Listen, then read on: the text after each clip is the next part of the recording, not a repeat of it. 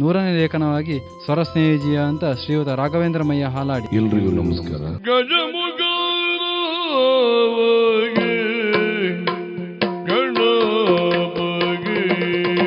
ನಮ್ಮ ಅಪ್ಪಯ್ಯ ಒಂದಿನ ಪೇಟೆಯಲ್ಲಿ ಹೇಳಿದ್ರಂತೆ, ಉಪ್ಪೂರ್ ಹತ್ರ ಚಟ ಜೋರಾಗಿದೆ, ಅಯ್ಯೋ ಮೈರ್ರೆ ನೀವು ತಲೆಬಿಸಿ ಮಾಡ್ಕೊಳ್ಬೇಡಿ, ನಮ್ಮ ಮನೆ ಕಳಿಸ್ಕೊಡಿ.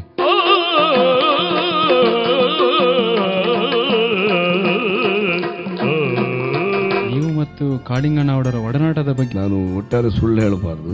ಕಾಳಿಂಗನವರ ಒಡನಾಟ ಏನಿಲ್ಲ.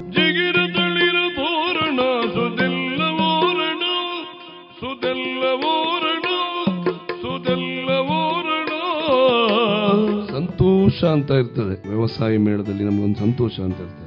ಅದು ಸಂತೋಷ ಸಿಗುವುದು ಬಯಲಾಟ ಮೇಳದಲ್ಲಿ, ನಮ್ಮ ಡೇರಿ ಮೇಳದಲ್ಲ.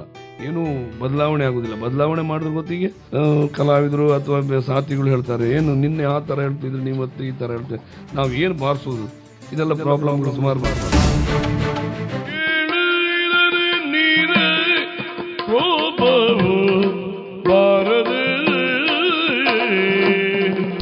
ಯಕ್ಷಗಾನದ ವೃತ್ತಿಯಲ್ಲಿ ನನಗೆ ಹೀಗೆ ಬೇಸರ ಆಗಲಿಕ್ಕೆ ಶುರುವಾಯಿತು.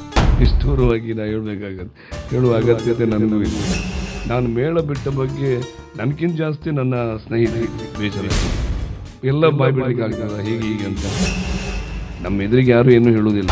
ಹಿಂದೆ ನಮ್ಮ ಬಗ್ಗೆ ತುಂಬ ಬೇಜಾರಲ್ಲೇ ಮಾತಾಡ್ತಾರೆ. ವೇಷಗಳೆಲ್ಲ ಏನೋ ಎಲ್ಲ ವೇಷ ಆಗ್ತಾರೆ ನಮಗೆ. ಅಯ್ಯೋ ಮರ ನಮ್ಗೆ ಏನು ಮಾಡೋದು ಹೇಳಿ, ಮೈರಿ ಹೇಳಲಿಕ್ಕೆ ಆಗೋದಿಲ್ಲ, ನಂಗೆ ತುಂಬ ಕಷ್ಟ ಆಗ್ತದೆ ಅಂತ ಅವನ್ನ ಭಾಗವತನಿಗೆ ಒಂದು ಮಾನಸಿಕ ತೊಂದರೆ ಏನಲ್ಲ. ಮೇಳ ಬಿಡುವುದೇ ಒಂದು ಕೊನೆಯ ತೀರ್ಮಾನ.